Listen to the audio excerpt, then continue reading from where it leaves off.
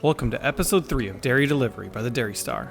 On today's episode, we'll hear from a farmer in Oconto who's a passionate Green Bay Packers fan and took his family to the NFL Draft, hosted by the Packers last month. Next, we'll visit with the Gerrit family of Greenleaf, Wisconsin. The Gerrits have made improvements all over their farm, as 4 of their sons have come back for a chance to work at Country Air Farms. Next, we'll visit with Troy and Sandy Madlin, along with their children, Gerrit Madlin and Teresa Holloway. Gerrit and Teresa are using what their parents started as a first-generation farm and are using their own experiences to continue expanding Lyndell Dairy in Linden Station, Wisconsin. Finally, a tragedy turned into a teaching point. In Minnesota, Matt Hendel began working with the Minnesota Occupational Safety and Health Administration to turn the experience of his brother Carl's farming accident into a safety-focused approach and turning a tragic situation into something people can learn from. This is Dairy Delivery.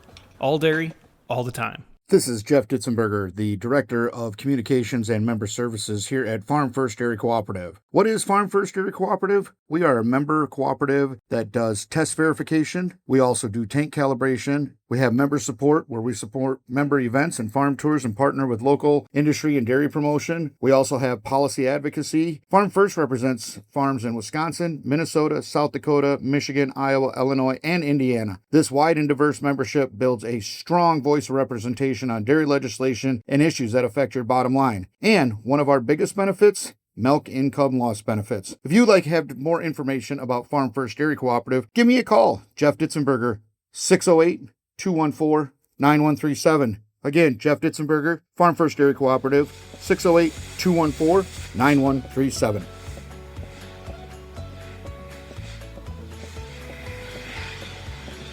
I'm Dan Walker.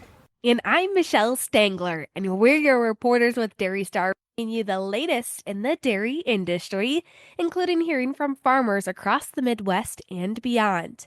Well, it's been a packed few weeks involved in spring right now. Right now, my mind is on flowers and Mother's Day. What about you, Dan? When you think about spring, what comes to mind? Yeah, I mean, definitely having Mother's Day this last weekend. It's always a good time to sit and reflect. And I know it's trying to make those days specials for your mom, my mom, your mom probably too. And then my wife having it being her Mother's Day for her too, making it special with the kids and doing all that. So. Yeah, and when we think about these last few weeks, it's definitely been jam-packed with the NFL draft. I had wrote a column, but we'll have a story in here today talking about a dairy farmer's experience there. We're also right now in the middle of planting season, right where I'm at in Wisconsin. A lot of farmers are almost done. What about you, Dan? Yeah, I'd say farmers around here in western Wisconsin are doing their best to get in. They've got some really good weather the last couple of weeks, and I know it's kind of one of those times of year where it's all hands on deck. My brother and dad called me up the other day, and I got to go out to the farm and help them, haul off some corn stalk bales so I could get back out on the farm so they could prepare for planting for the rest of it. It was good to be back out there with them and put my farming hat back on for a little bit. So. Well, that's really cool that you got the opportunity to do so. Spring is just such a fun time. Graduation season is in the corner. College graduation is right now in the middle of it. So congratulations to all those graduates. And we really appreciate you coming on here today. We have a lot of fun stories here on the Dairy Delivery. So let's get into today's episode. Our first story today takes us to Green Bay, Wisconsin. Charlie Reevy farms in Oconto, 35 minutes from Lambeau Field, where the 2025 NFL Draft was held. With the draft in his backyard, Reevy made the trip to see one of the NFL's biggest off-season events, taking in the day with his family. He spoke with our Northern Wisconsin reporter, Danielle Nauman, about this once-in-a-lifetime experience. How did you decide, that you wanted to go to the draft? How did that all come about? The draft has always been like Christmas to me. Okay. Since probably about 1994, when the Packers picked Aaron Taylor in the first round, I was aware of the draft. I used to listen to the radio because we didn't have cable. Okay. And so then, in 90s... And it was only on ESPN. It was only ESPN. So then I used to go to my uncle's house and watch it all day long on Saturday, because that was when it was 15 minutes a pick. So it was a lot longer day. So I would get done with chores and go to town and watch the picks, and keep track of them, So I've always been interested in it, So when it came to Green Bay, it was like a once-in-a-lifetime opportunity. So yeah. And I wanted to take the boys and my wife. We all went down there. And, of course, we picked Friday, and it rained. So Story of our life. Yeah, so we all had rain ponchos on and that, but it was still. But at least it was warm last week, wasn't it? Or was it cold? At night it was cold. Oh, okay. We actually watched because it was round 2 and 3 was Friday night. Okay. And I went in the crowd and watched the round 2. My wife went back with the boys closer to Lambeau to get a better view with some friends. Well, they got cold then because they were in the crowd. So in the round 3, we watched it from the atrium and drink hot chocolate. So because it was down at 38 degrees. Okay, I was thinking it stayed warmer than that last weekend, but I don't really remember. But then they had that drone show. We stayed for that. That was neat. I don't know if you saw pictures online about that. Not the show. I don't think. Okay. I saw the pictures from the big over. Of the crowd. Yeah. Yeah. And then I saw the video of Clay Matthews. Oh yeah.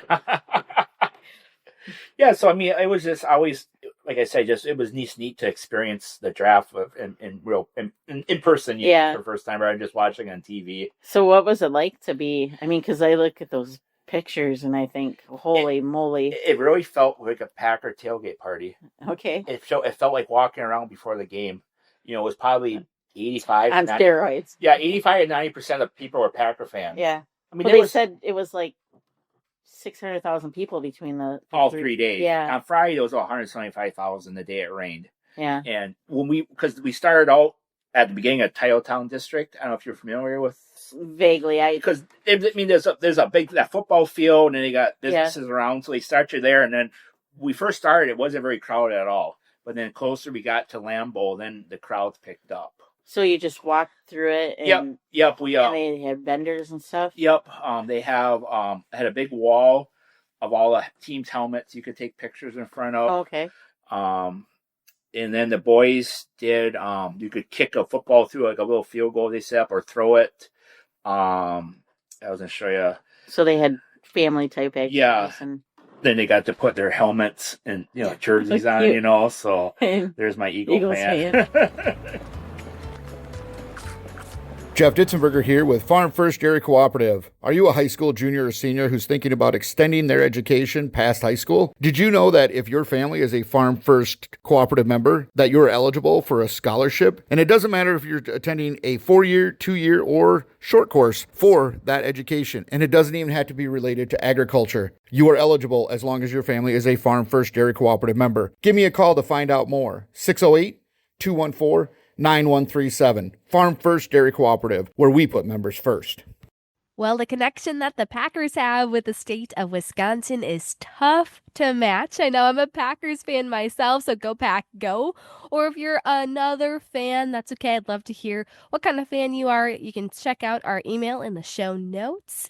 But you can hear more from that story with what the NFL draft experience meant to him as a farmer and his family with the headline Christmas in Titletown on dairystar.com. Next, we will head to Greenleaf, Wisconsin, where the owners of Country Air Farms sat down with our Southern Wisconsin reporter, Stacy Smart. Country Air Farms is a 5th-generation farm, and with 4 brothers returning to work together, expansion was necessary. Hear about how Country Air made it possible for all 4 brothers to work side by side on the farm. Mike, you recently finished an expansion project that included 2 new barns to house 3,000 cows, as well as a new 80-stall rotary parlor and the remodeling of an existing rotary to become a 50-stall parlor. Can you tell me what it was like doing an expansion of this magnitude? Well, it was really interesting. It wasn't just building the 80-stall rotary. It was managing cows to go back to a new facility so we could totally remodel our current parlor, which was a 40-stall, into a 50-stall rotary. In addition to the new buildings and the remodeling of the existing parlor, you also remodeled 4 freestall barns, correct? Yes, we did. We did a full remodel on our existing holding area. Went from a slatted floor to a concrete holding area with a flush, an entire ventilation redo, did sprinklers, also redid our water system, had a gravity flow, went to a pressurized water system, and went to a automated foot bath system. and also remodeled curtains, barn roofs in the remodel project. So that's a lot to take on, especially given the fact that the cows were in those buildings while you were doing those upgrades, right? So could you kind of talk a little bit about what that was like? Yeah, so it basically came down to moving cows from barn to barn. The existing 5, 6 barns, cattle were moving from pen to pen as we were remodeling each pen individually with water systems, free stalls, and self lockers. So yeah, it was challenging moving cows from barn to barn and pen to pen. And how long was the entire process from beginning to end, like including the design and building phases? So it started approximately 3 years it took us by the time we got 24 permits needed to build it. The current parlor, the new 80 style rotary, was a year and a half. We started milking June 3rd, and then we did a full remodel, and that started July 5th and finished up November 11th. Great. Okay. And what were some of the challenges you faced along the way? I think our biggest challenges were that we had to take and bring cows from 5 different milking setups back into 2 currently, because one was a herringbone rotary, one was a parallel, and one was just a regular herringbone. So there was 4 different milking styles that had to come into one milking style. That is a lot to deal with. Any surprises along the way, good or bad, that you maybe weren't anticipating? I think some of the good things were that our efficiency of trying to get these cows milked very promptly and getting cows to get adapted to one milking system was a good thing. So looking back now, is there anything you wish you would have done differently? I think that would be a question maybe you can ask me in maybe another year, as we just finished up here November 11th with the final parlor.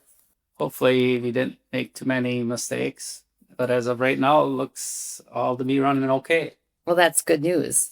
And so at this point, how do you feel about the number of cows you're at and the status of all your facilities? Feeling pretty good right now with the way everything's running. I guess one thing that caught us a little bit off guard was the cost of cows.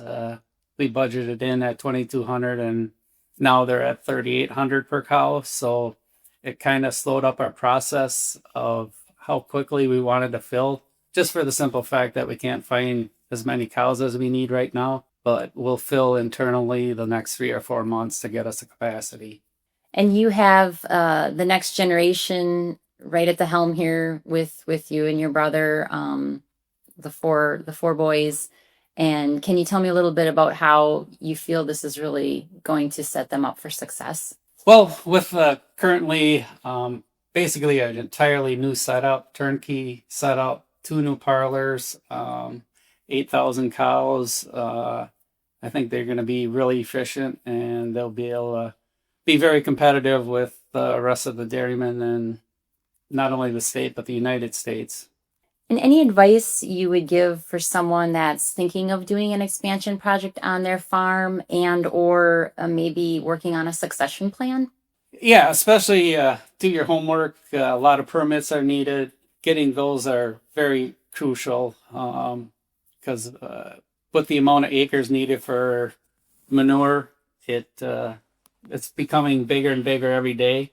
And now that we have the ability to go to the digester, and hopefully our manure will be reduced by 50%, will help us long-term and short-term. And our succession plan was done approximately 2 years ago with our boys, and make sure that you have that done before you start building projects, because the boys want to know where they're going, what they're doing, and what their expectations and goals are as you go through the expansion. This is Jeff Ditzenberger with Farm First Dairy Cooperative. At Farm First Dairy Cooperative, we put members first. One of the ways that we do that is a unique benefit called the Milk Income Loss Program. This program will assist you as a member financially if you incur a milk loss due to lightning, electrocution, loss of power, fire, windstorm, or other acts of nature that you cannot control. Interested in finding out more? Give me a call, Jeff Ditzenberger, at Farm First Dairy Cooperative at 608-214-9137 and find out how Farm First Dairy Cooperative puts members first. Truly great to see how they've been able to make that all work together, which with each brother's different background providing a different piece needed for their farm. Read their story, ready for the next generation, at dairystar.com. We will continue to discuss what led farmers to expanding as we head to Lyndell Dairy near Linden Station, Wisconsin. I had the chance to talk with Troy and Sandy Madlin and about how they took Troy's dream of owning a dairy and went from a 32-cow run-in farm in 1991 and have now built a 520-cow dairy with their adult children, Gerrit Madlin and Teresa Holloway, bringing their own dairy experiences to the farm. All right, so we're here with Lyndell Dairy with Troy and Sandy and Gerrit. You guys started in 1991 with 32 cows in a rented barn. You're now at 520 cows with 1,800 acres of land. Can you describe maybe what that timeline was like and how you guys have grown so much in the last 30 years? I guess, when we started in 1991, neither one of us came from a farm or farm background, really. Troy always just worked on farms, but we, jumped off. We got a loan for 32 cows and in a rented barn, and we had to move a couple times to different rented barns before we ended up where we are now in 1994. When we came up here, it had a parlor that was 777. It was only a couple years old, and we only had like 45 cows when we came here, and the bank was like, well, that's not making the best use of that facility, so we're going to loan you some money to buy some cows and fill up a little bit. And I think over the years, we just, as we could gain some equity and have a little more borrowing power, we knew like, hey, we can maybe add on to the freestyle barn a little bit and add another 30 cows. And then in 2005, we were in a pretty good situation finance-wise and decided we needed to build a new freestyle barn. And so at that point then, we were milking like 350 cows when we built that freestyle barn and milked up there and kind of got that rolling. And then we needed some new dry cow facilities because, we moved our milk cows into that new barn and our dry cows were still in our old facilities, and we knew that wasn't the best environment for them if we wanted them to transition well. So we in 2012, we added a 63 stall dry cow barn. And then after that, our transition barn was always on our wish list. And we knew that was like kind of a limiting factor then to in really getting our cows off to a good start. So when we in 2022, we built that transition barn, added a few stalls there, and our kind of maternity area and a hospital and fresh cow pen up there. And that's kind of how we ended up getting to the cow numbers that we're at now, just a little over 500. And Troy, this all kind of started with you when you were younger. You had family that was on dairy farms or beef cattle and stuff, but you didn't come from dairy. What kind of got you into farming, and what kind of keeps driving you to continue to expand and build up what you guys have? It's just a passion, I guess, you develop over the years. My grandfather had some feeder cattle, a few, and that sparked my interest in agriculture. And we had some neighbors that milk cows, and I always thought that'd be a great way to live. Gerrit, now you came back in 2015. You went to school at Platteville, right? Yes. Yeah. So you have kind of helped transition this into the next step, right? So like you came back in 2015, you expanded more in 2022 to kind of get to your number you're at right now. Now that things are kind of more on your shoulders, where do you see this going in the future? And are you looking at maybe 1,000 cows in the next 30 years, or what do you want this to look like in the next 5 to 10 years? Yeah, 5 to 10 years, I see expanding a little bit. I don't know if we'll quite get to that 1,000. But I could see adding, 100 cows or 200 cows, or just slow and steady, the way my parents have always done it. And I think that's a good, safe way to do it. And yeah, add a couple hundred cows and see where we are then, and see if we can move on a little bit more. I have 2 sons, and we'll see in 10 years, they'll be old enough to see if they have an interest in agriculture as well. So. You got to grow up on a farm. Your parents didn't get the opportunity to grow up on a dairy farm. That's something you want for your boys, 2 boys? Yep, 2 boys and a daughter. Yep, okay. Yep. Yeah, that's growing up on a dairy farm. You can't trade it for anything. It's best place to grow up, like everybody says. So, yep, wanted to give them that opportunity for sure. Catch up with how the Madlands have exponentially increased their herd over the last 34 years under the headline Growing Like Mad on dairystar.com. Next, we'll go to Caledonia, Minnesota. September 7th of last year, Matt Hendel's farm changed forever as his brother Carl fell from a bunker and passed away. Following the accident, Matt began working with the Minnesota Occupational Safety and Health Administration, finding a good experience in using tragedy to help ensure the future safety of the employees on his farm. Let's hear from our Minnesota reporter, Amy Kylo, as she spoke with Matt to learn about what he had learned, safety-wise, from the experience. So they kind of figured out a plan for mitigation on the bunkers. Then you said there was some other things you're also doing now since the accident, some safety training. Tell me some of those other things that also you've implemented since the accident. When you have over 10 employees, you need to have safety training. So we'll get together. I can't always get everybody together, so I'll do a couple different groups and we'll go over. I go on the internet and I look up. OSHA has a lot of brochures and stuff on their end, and then also I can find other safety recommendations that are out there that make a lot of sense. And so each month I post by the time cards what the safety goal of the month is, okay? And that way it's posted there. That way everybody, you keep thinking about it, see?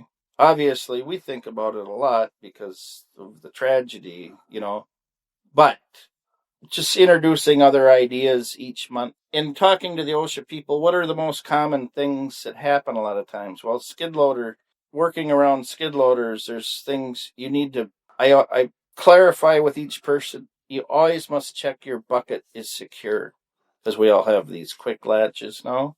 So you need to verify that bucket is attached before you move the skid loader.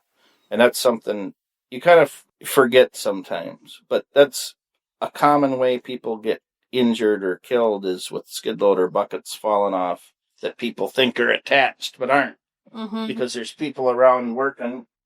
And so, I just kind of pick up from them ideas and on what's the most common thing. And then there's electrical cords is another thing. You have a bad cord, throw it away.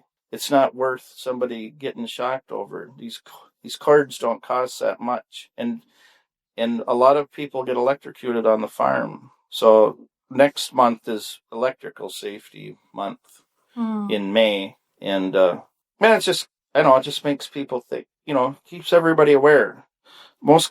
So we basically have safety meetings and I post safety literature. And that way it just makes me feel better that I'm preventing, another tragedy from happening. You just always got to keep that in mind. Absolutely. Tell me a little bit, you talked about having a lot of long-term employees right after the accident. Tell me about what that looked like to, continue the farm on without a key owner being part of it. Well, it was tough at first, because we're all a little, but everybody, I don't know. For me, it worked out really good because everybody was willing to step up and take on different roles, and everybody took on more responsibility, and I had to step back from some of the things I like to do because Carl always did the book work, and he enjoyed that a lot too and was really good at it. because we always try to, when we invest in something, we would always try to do our homework. Carl spent a lot of time studying prices on equipment all around, and if we're gonna, well, different kinds of equipment, because there's like calf, we have an automatic calf feeder, and then we always look at the value you get, return on investment. You have to try to pick the correct size.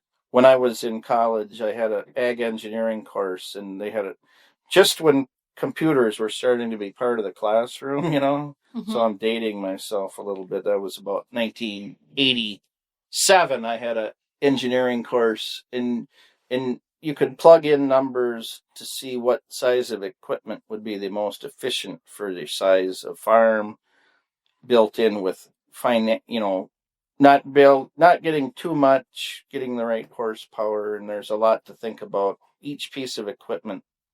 Everything you do, you have to watch your inputs. You have to look at how much it's going to take out of your milk check. There's a lot of ways to look at it, so you got to evaluate it. And he was really good at making those kind of decisions and working together all those years. And I kind of picked up on his thought processes too. And so moving forward, I'm making investments.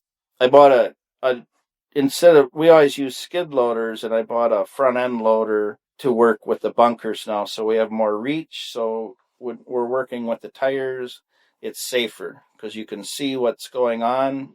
When you're in the cab, you have more visibility, and then you can reach higher on the pile when you're putting tires up to, make sure, because you can't see when you just have a skid loader, you're sitting way low and you can't see the people up there. Mm-hmm. I just pull up and then I tilt the bucket and they grab them off, and I can't hear.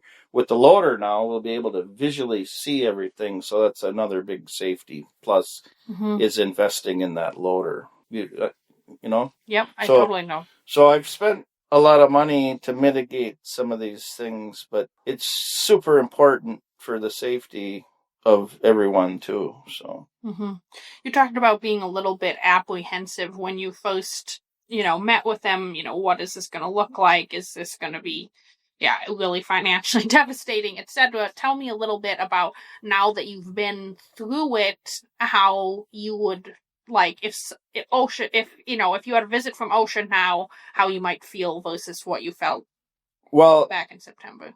I had a lot of fear about what was going to happen and of how much they can fine you a lot of money. And what I found was these folks care about people. That's why they do this job.